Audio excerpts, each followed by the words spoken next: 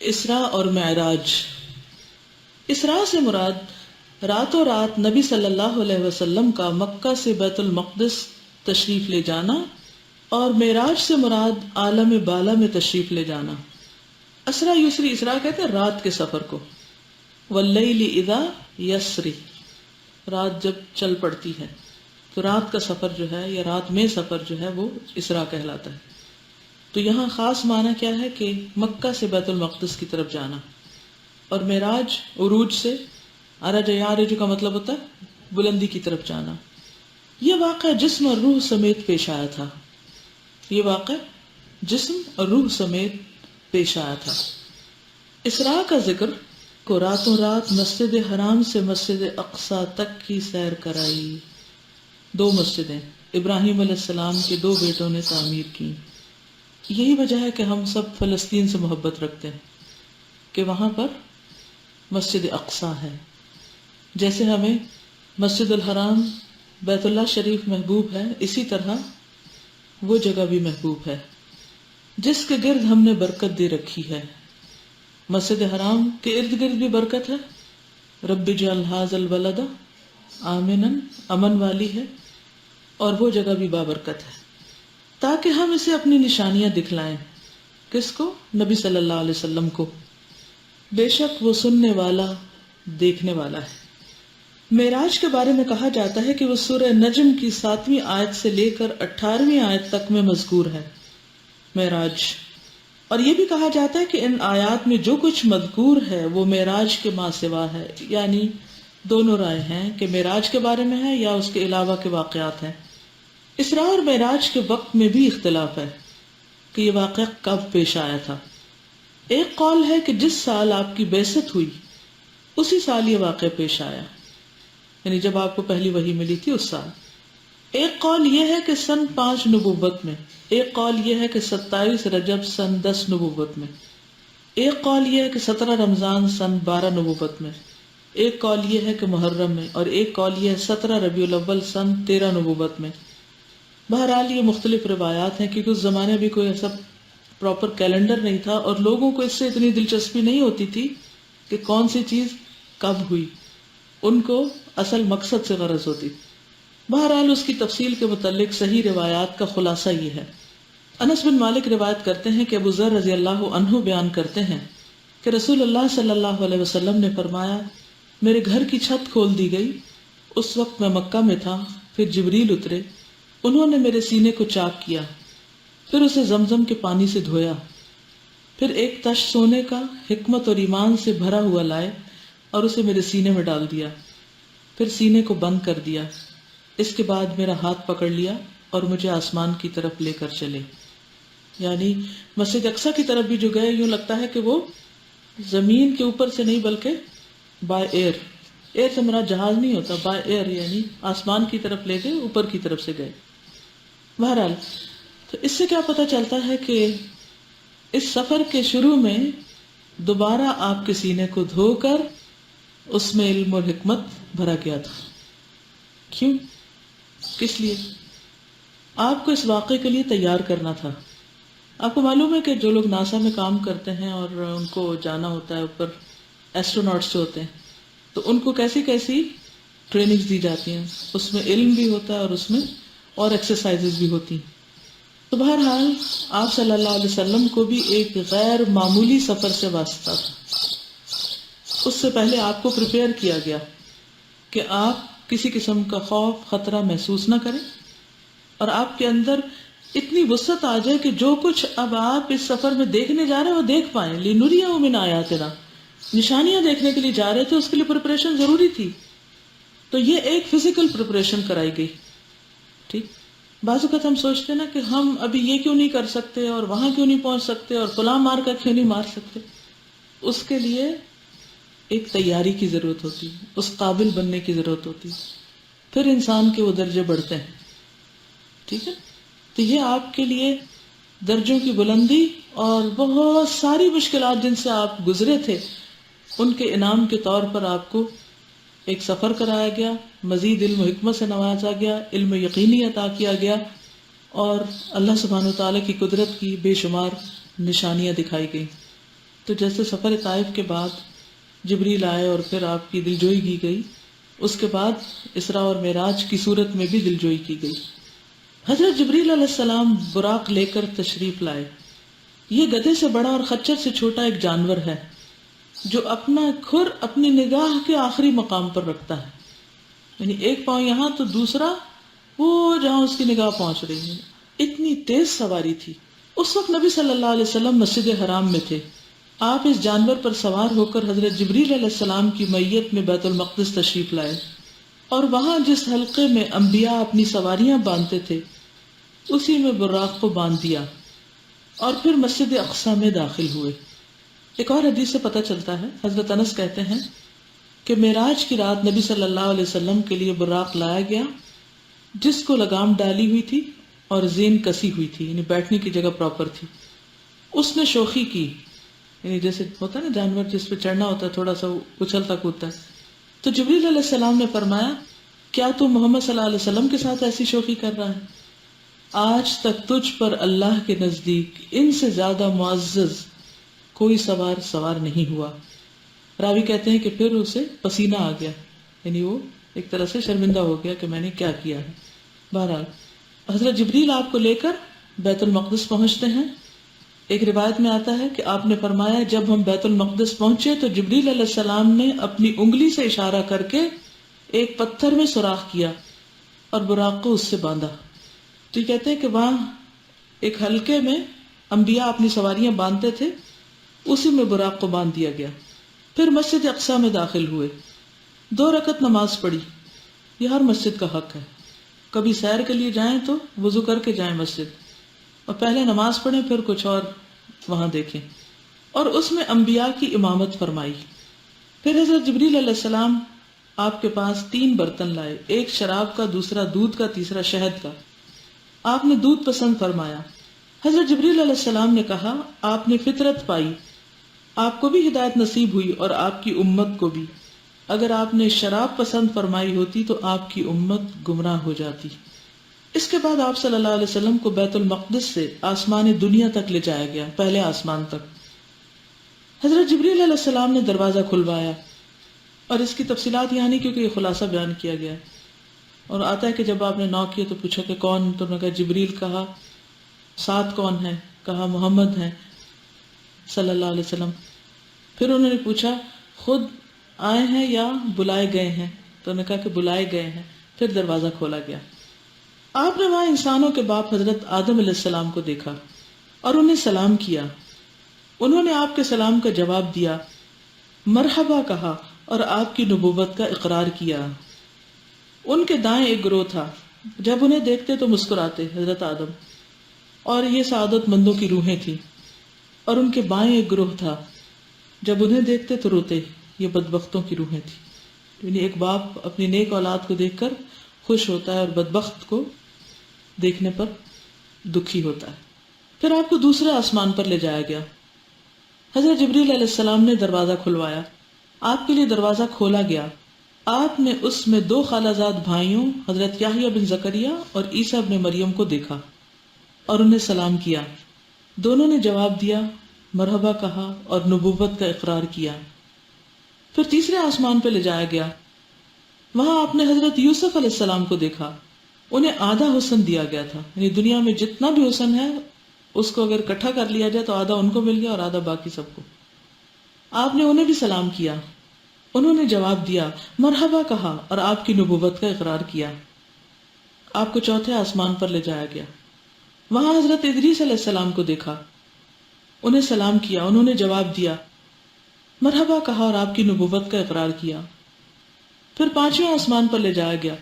وہاں ہارون علیہ السلام کو دیکھا اور انہیں سلام کیا، انہوں نے سلام کا جواب دیا، مرحبا کہا اور آپ کی نبوت کا اقرار کیا۔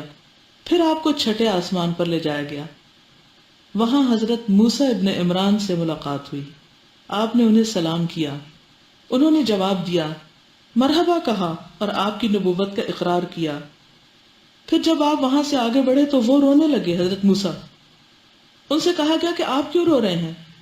انہوں نے کہا میں اس لیے رو رہا ہوں کہ ایک جوان میرے بعد مبعوث کیا گیا، اس کی امت میری امت سے زیادہ تعداد میں جنت کے اندر داخل ہوگی۔ اس کے علاوہ بھی آپ صلی اللہ علیہ وسلم جس جس نبی کے پاس سے گزرے تو ان کو ان کی امت بھی دکھائی گئی. آپ نے یہ دیکھا کہ کسی کے ساتھ ایک جماعت تھی. بعض انبیاء کو آپ نے دیکھا کہ ان کے ساتھ صرف ایک آدمی تھا، بس ایک ہی ایمان لایا تھا. حضرت لوط علیہ السلام کے ساتھ صرف ان کی 2 بیٹیاں ایمان لائی تھی. یہاں تک ایک بڑے مجمع کے پاس سے گزرے تو پوچھا یہ کون ہے؟ کہا کہ موسیٰ اور ان کی قوم. آپ سر کو بلند کیجئے اور دیکھیے. آپ نے فرمایا اچانک میں نے جم غفیر دیکھا جس نے آسمان کے دونوں جانب کو گھیرا ہوا تھا. کہا کہ یہ آپ کی امت ہے اور ان کے علاوہ 70,000 اور ہیں جو بغیر حساب کتاب کی جنت میں داخل ہوں گے. اس کے بعد 7ویں آسمان پر لے جایا گیا. وہاں آپ کی ملاقات حضرت ابراہیم علیہ السلام سے ہوئی.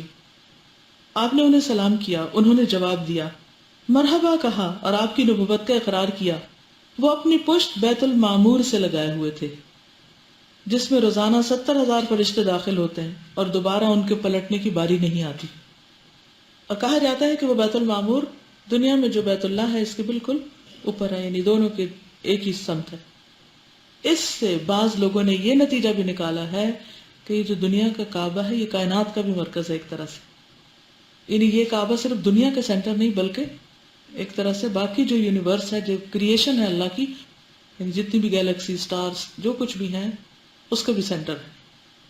پھر آپ کو سدرۃ المنتہا تک لے جایا گیا. کون لے کر گیا تھا؟ جبریل علیہ السلام. قرآن پاک میں آتا ہے نا وَلَقَدْ رَآهُ نَزْلَةً أُخْرَى عِنْدَ سِدْرَةِ الْمُنْتَهَى عِنْدَهَا جَنَّةُ الْمَأْوَى. تو نبی صلی اللہ علیہ وسلم نے جبریل علیہ السلام کو وہاں ان کی اصل حالت پر دیکھا تھا. ان کے 600 پر تھے جن سے موتی اور یاقوت جھڑ رہے تھے. تھوڑی سی جبریل کی ڈسکرپشن بتانا اس لیے ضروری ہے کہ آپ کے دل میں ان کی ایک محبت بھی پیدا ہو، کیونکہ وہ اہل ایمان سے محبت کرتے ہیں. تو جو آپ سے محبت کرے آپ کو کیا چاہیے؟ اس سے محبت کرے. بنی اسرائیل تو ان کے دشمن بنے ہوئے تھے، تو اللہ تعالیٰ نے فرمایا من کان عدوا لجبریل، جو جبریل کا دشمن ہوگا اللہ بھی اس کا دشمن ہے. تو جو جبریل سے محبت کرے گا اللہ اس سے محبت کرے گا. ٹھیک ہے. تو جبریل علیہ السلام کو آپ صلی اللہ علیہ وسلم نے جب دیکھا تو آپ کے 600 پر تھے جن سے موتی اور یاقوت جھڑ رہے تھے. انہوں نے مشرق و مغرب کے درمیانی فاصلے کو ڈھانکا ہوا تھا. ایک اور روایت میں آتا ہے کہ آسمان و زمین کے درمیان جو فاصلہ ہے یہ سارا ان کے پروں کی وجہ سے چھپا ہوا تھا، یعنی افق کو ڈھانپا ہوا تھا انہوں نے. ابن مسعود رضی اللہ تعالیٰ عنہ ما کذب الفؤاد وما رأى کی تفسیر میں کہتے ہیں کہ نبی صلی اللہ علیہ وسلم نے جبریل علیہ السلام کو باریک ریشمی حلے میں دیکھا، یعنی ریشم کا اوپر لباس بھی تھا. انہوں نے آسمان و زمین کے درمیان تمام حصے کو پر کر رکھا تھا. ابن مسعود ہی کی ایک اور روایت ہے کہ نبی صلی اللہ علیہ وسلم نے فرمایا میں نے جبریل کو اس طرح دیکھا کہ وہ ریشمی لباس پہنے ہوئے تھے، ان کے پاؤں موتیوں کی طرح تھے جیسے سبزے پر بارش کے قطرے ہوں، لیکن جب ان پر اللہ کی خشیت طاری ہوتی تو بالکل دب جاتے. حضرت جابر کی روایت ہے رسول اللہ صلی اللہ علیہ وسلم نے فرمایا میں اسراء والی رات فرشتوں کے پاس سے گزرا اور جبریل علیہ السلام اللہ کی خشیت کی وجہ سے بوسیدہ ٹاٹ کی طرح لگ رہے تھے. یعنی جب ڈرے تو اس طرح ان کی کیفیت ہو گئی، ادروائز جب وہ اپنی اصل حالت میں ہوتے ہیں تو پھر 600 پر کھولے ہوئے پورے افق کو ڈھانپ لیتے ہیں، اور پر بھی اتنے خوبصورت ہیں کہ جن سے موتی اور یاقوت جھڑتے ہیں. ہم نے دیکھو نا پرندے بھی جب پر پڑاتے ہیں تو اس کے اندر سے کیا نکلتا ہے؟ چھوٹے چھوٹے بال ان کے گرتے ہیں. تو جبریل علیہ السلام اڑتے ہوں گے. میں تو آج صبح جب پڑھ رہی تھی احادیث تو ایک عجیب میرے دل پہ روب قائم ہوا کہ کبھی بڑے جہاز پر آپ بیٹھے نا اس کے پاس جائیں تو ایسے ایک عجیب سا روب سا ہوتا ہے اس جہاز کا، کتنی ہیوج چیز ہے، 300-400 لوگ اس میں بیٹھے ہوئے ہیں، لیکن وہ جب اڑتا ہے تو یوں اوپر لگتا ہے جیسے کوئی پرندہ اڑ رہا ہو نا. یعنی کہ صرف کمپیریزن کے لیے بتا رہی ہوں کہ اس سے آپ اندازہ لگائیں کہ جبریل علیہ السلام کتنی ہیوج چیز ہے، اور جب وہ زمین سے اوپر جاتے ہوں گے یا اپنی اصل فلائٹ پر ہوتے ہوں گے تو کیا ان کا روب اور کیا شان ہوتی ہوگی. اور اللہ کے مقرب ترین فرشتوں میں سے، سب فرشتوں کے سردار ہیں، اور اللہ نے ان کو حسن بھی بخشا ہے. اور اتنی بلندی اور اتنی بڑائی کے باوجود خشیت آپ دیکھیں اللہ کی، کہ جو اللہ کے جتنا مقرب ہوتا ہے اس کے اندر اتنی زیادہ خشیت ہوتی ہے، عاجزی ہوتی ہے، تواضع ہوتا ہے. اچھا ہمارا حال کیا؟ ذرا سا حسن مل جائے، کوئی ڈگری مل جائے، کوئی دنیا کی نعمت مل جائے، کوئی درجہ مل جائے، تو پھر تو اکڑ کہیں ختم ہی نہیں ہوتی، سب عاجزی رخصت ہو جاتی. مطلوب کیا ہے؟ جبریل علیہ السلام کی شخصیت سے کیا سبق ملتا ہے؟ جی میں یہ کہہ رہی تھی کہ انسان کو اللہ تعالیٰ نے مختلف موڈز دیے ہیں، اور پرسنالٹی کے مختلف جو رنگ و روپ ہیں وہ اللہ تعالیٰ نے اسی لیے دیے کہ ہر موقع کے مناسبت سے وہ اس کو ڈسپلے کر سکتا ہے، اور اس کو اپنے دل و دماغ کو پورا حاضر ہونا چاہیے کہ جب اللہ کا ذکر آئے تو وہ کیسے دب جائے اللہ کے ڈر سے، اور جب اس کے کام کا وقت ہو تو وہ کیسے نکھر آئے. ہر وقت ایک ہی مونوٹنس آواز میں بولے چلے جانا، ایک ہی لہجے میں، ایک ہی طرح سے ایکسپریشن میں چلتے چلے جانا، مجھے آج تک کبھی بات سمجھ میں نہیں آئی کہ کیسے ہو سکتا ہے کہ انسان ایک ہی اس میں رہے. یعنی جب انسان ڈیوٹی پر ہو تو ڈیوٹی فل نظر آئے، ٹھیک ہے نا؟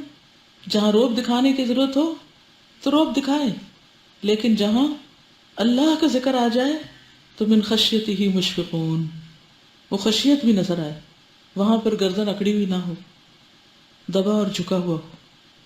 اور اگر اللہ آپ کو دنیاوی زینت اور نعمت عطا کرے، اگر ان کا لباس ریشمی ہو سکتا ہے یا موتی جواہر وہ پہن سکتے ہیں یا ان کے اتر سکتے ہیں، تو ایسی کسی چیز کے پہننے میں کوئی حرج نہیں، لیکن یہ چیزیں انسان کو تکبر میں مبتلا نہ کریں. پھر آپ کو سدرۃ المنتہا تک لے جایا گیا. اس کے پتے ہاتھی کے کان جیسے تھے. ہاتھی کے کان دیکھیں؟ یاد ہے کچھ؟ ہاتھی کے بڑے ہوتے ہیں نا کان، پھل بڑے بڑے کنڈوں یا ٹھلیوں جیسے، نہیں بڑے بڑے. پھر اس پر سونے کے پتنگے چھا گئے. کس پر؟ سدرۃ المنتہا پر. اس درخت کی پہچان بتائی جا رہی. اور اللہ کے حکم میں سے جو کچھ چھانا تھا چھا گیا. اس سے وہ سدرہ بیری کا درخت تبدیل ہو کر اتنا خوبصورت ہو گیا کہ اللہ کی کوئی مخلوق اس کا حسن بیان کرنے کی تاب نہیں رکھتی. یعنی ہم عاجز ہیں اس سے کہ یہ بتا سکیں کہ وہ کتنا خوبصورت ہو گیا تھا درخت. کس کی خاطر؟ آپ صلی اللہ علیہ وسلم وہاں تشریف لے گئے تھے. جب کوئی خاص گیسٹ آتا ہے تو کیا کرنا چاہیے؟ کوئی تیاری شیاری کرنی چاہیے، یا کہ نہیں بی نیچرل، گندے رہتے ہیں ہم ہر وقت تو ہم اس کو اصل گھر دکھائیں گے گندا؟ تیاری کی کیا ضرورت ہے؟ بعض اوقات ہم ایسے بھی حرکتیں کرتے ہیں نا، تو یہ بی نیچرل نہیں ہے. ہر موقع کی مناسبت سے مختلف چیزیں اختیار کرنا جو ہے یہ بھی سنت ہے، یہ بھی طریقہ ہے دین کا. مثلا نبی صلی اللہ علیہ وسلم عید کے موقع پر خاص لباس پہنتے تھے یا نہیں؟ اب اس وقت کہیں گے نہیں بی نیچرل، عید کا دن ہے تو کیا ہوا؟ نہیں. جب آپ کے پاس وفود آتے تھے، بادشاہوں کے امبیسڈرز آتے تھے، تو آپ لباس بہتر پہنتے تھے نا، خاص اہتمام کرتے تھے. تو وہی بات ہے کہ موقع کی مناسبت سے عمل کرنا یہ بھی دین کا ایک حصہ ہے. بس کوئی بھی چیز اسراف میں نہ ہو، اپنی حیثیت سے بڑھ کے نہ ہو، یا ایسا تصنع نہ ہو کہ ساری توجہ اسی پہ چلی جائے اور اصل مقصد سے ہٹ جائے. کیونکہ یہاں پر نبی صلی اللہ علیہ وسلم کی توجہ اگرچہ سارا اہتمام تھا، لیکن توجہ ان چیزوں پہ نہیں تھی، مقصد پہ تھی. جو سننے کے لیے تشریف لے گئے تھے وہی سن رہے تھے. ہم بعض اوقات اپنی لیزینس، اپنی سستی کو چھپانے کے لیے یہ والا جملہ اس وقت بولتے ہیں ہمارا موڈ کیوں ہوتا ہے اچھا نہیں رہا، تو ہم کہتے ہیں کہ ہم بناوٹ نہیں کر رہے. بالکل، ہم بس اصلی رہتے ہیں.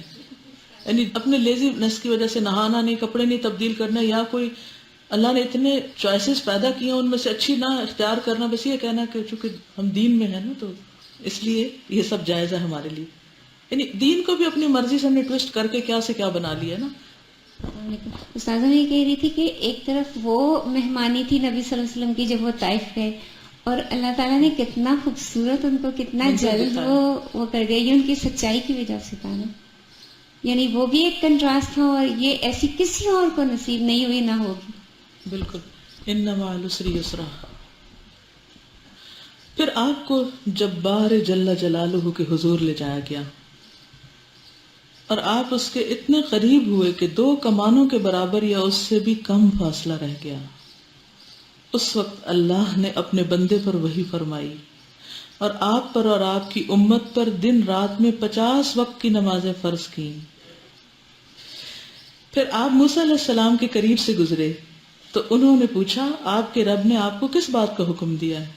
آپ نے فرمایا ب50 صلاۃً، 50 نمازوں کا۔ انہوں نے کہا آپ کی امت اس کی طاقت نہیں رکھتی، اپنے رب کے پاس واپس جائیے اور اس سے تخفیف کا سوال کیجیے۔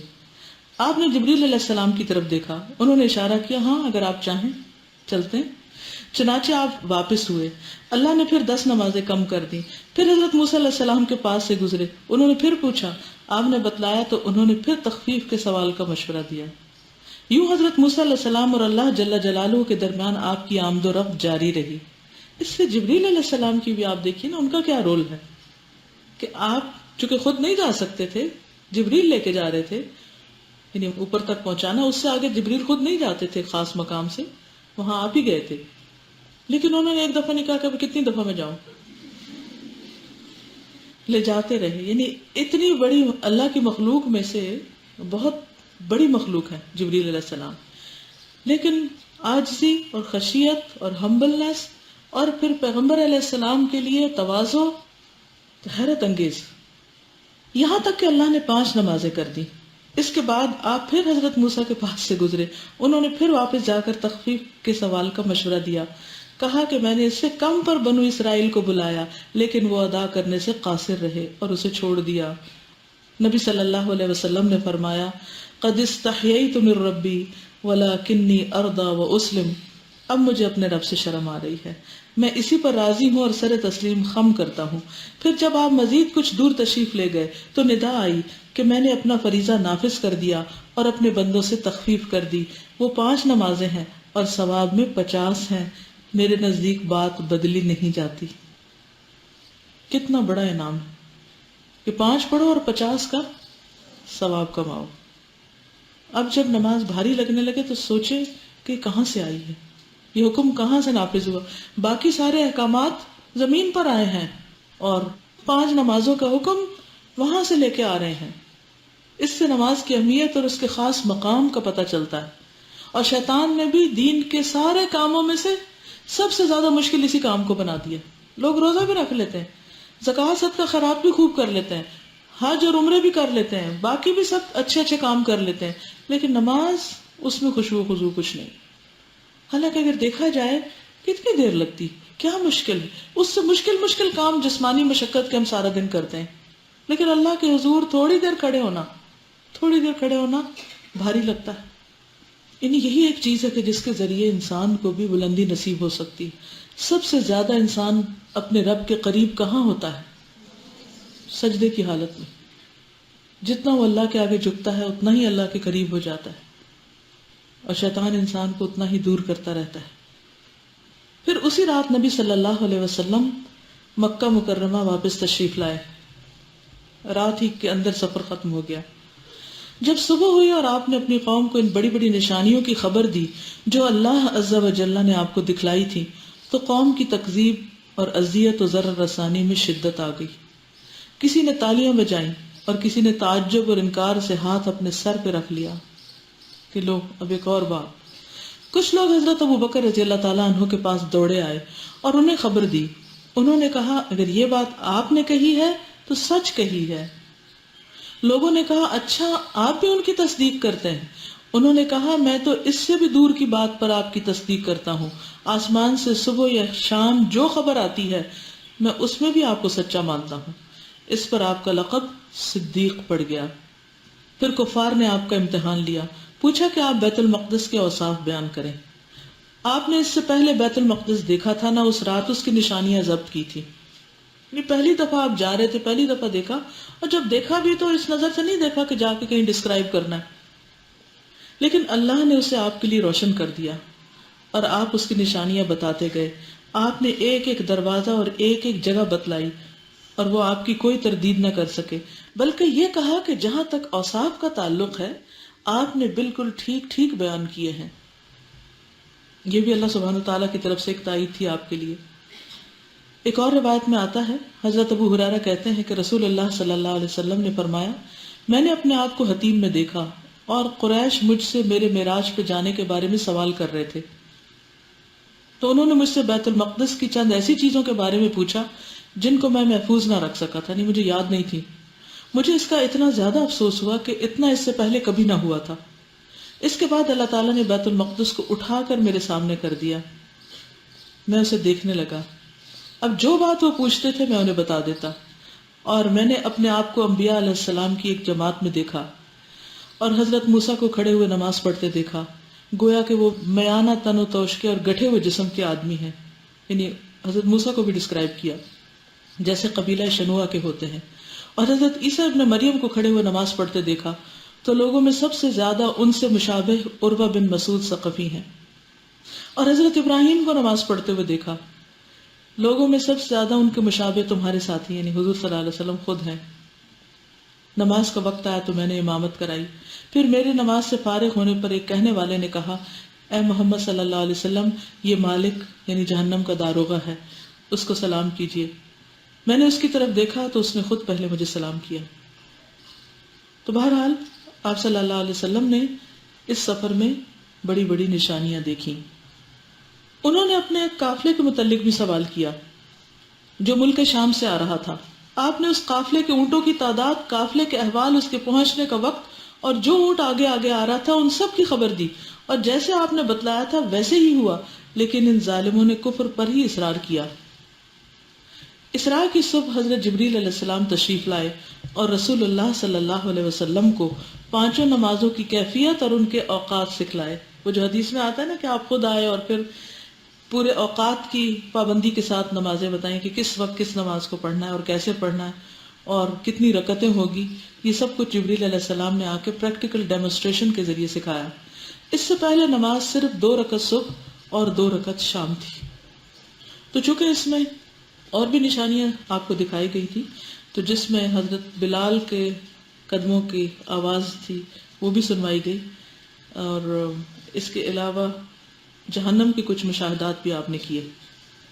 حضرت انس رضی اللہ تعالیٰ عنہ فرماتے ہیں کہ رسول اللہ صلی اللہ علیہ وسلم نے فرمایا، جب مجھے معراج کرائی گئی تو میں ایک قوم پر گزرا، کچھ لوگوں پر سے گزرا، ان کے ناخن تانبے کے تھے اور وہ ان ناخنوں سے اپنے سینے اور چہرے چھیل رہے تھے، نوچ رہے تھے۔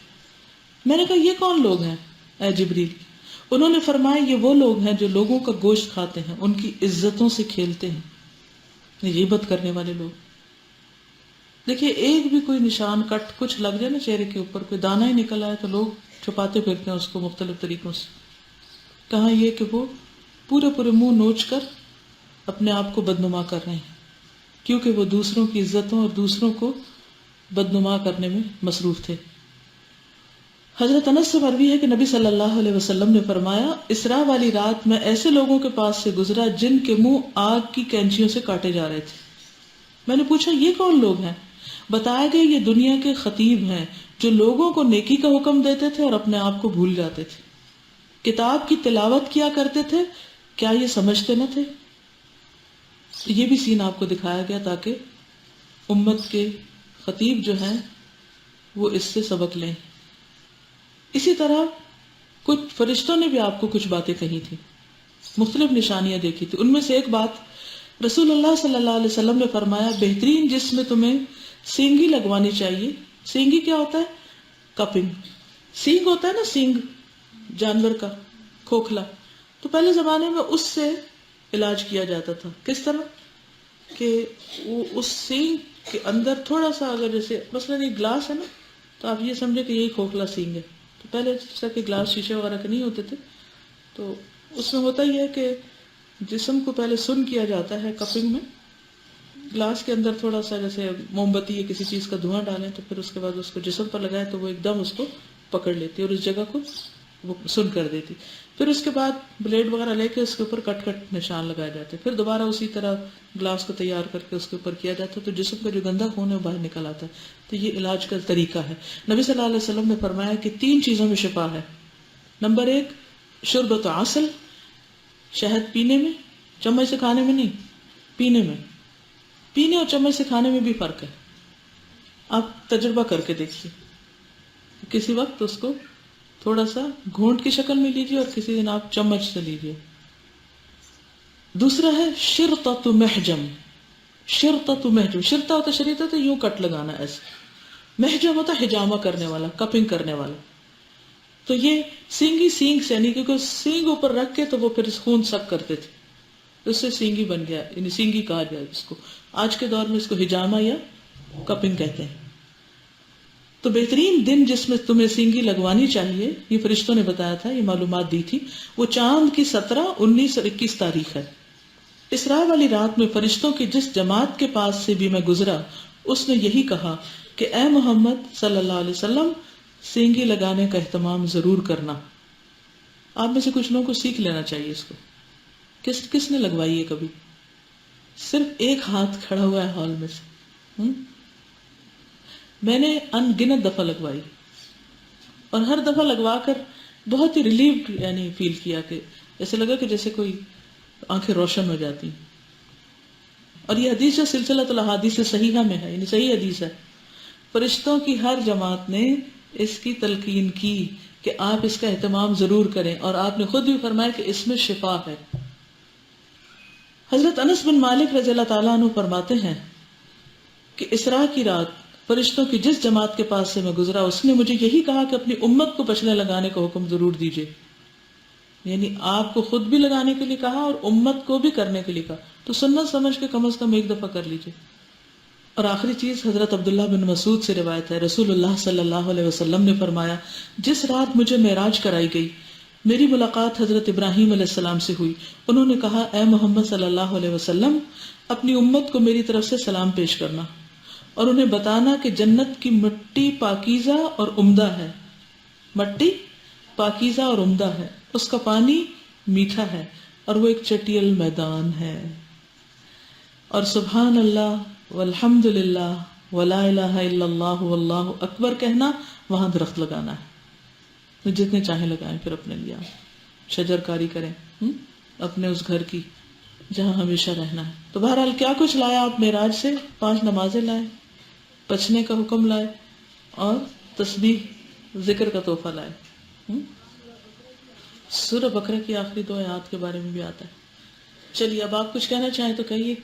السلام علیکم. مجھے جو بہت ہی زیادہ دل کو ٹچ کیا نا جس چیز سے، وہ یہ ہے کہ میں پہلے بھی معراج کے بارے میں کبھی پڑھا یا سنا، لیکن جیسے آج مجھے فیل ہوا نا کہ جو ورڈس تھے نا کہ تاکہ ہم اسے اپنی نشانیاں دکھائیں، مجھے لگا کہ پچھلے ہم نے چیپٹر میں کتنا زیادہ یہ پڑھا ہے کہ وہ یہ نشانی مانگ رہے ہیں، وہ نشانی مانگ رہے ہیں، اور پتہ نہیں شاید نبی صلی اللہ علیہ وسلم کے دل میں آتا ہو کہ کوئی نشانیاں مطلب دکھائی دیں، یا بعض اوقات دل میں ایک آتا ہے کہ اللہ کے لیے تو یہ کام کتنا آسان ہے، پھر اللہ تعالیٰ کر دیں.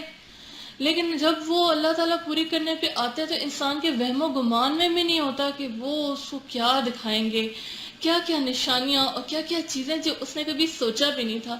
نبی صلی اللہ علیہ وسلم سے یہ نہ چاہا ہوگا نہ سوچا ہوگا، لیکن کیسے ان کو کتنا کچھ دکھایا گیا جو کہ ہم تو اپنے لفظوں میں اس کو ڈسکرائب بھی نہیں کر سکتے. اللہ کے ہی لفظ کافی ہیں. اوکے، جزاکم اللہ خیرا. سبحانک اللہم و بحمدک، نشہد ان لا الہ الا انت، نستغفرک و نتوب الیک. السلام علیکم و رحمۃ اللہ وبرکاتہ.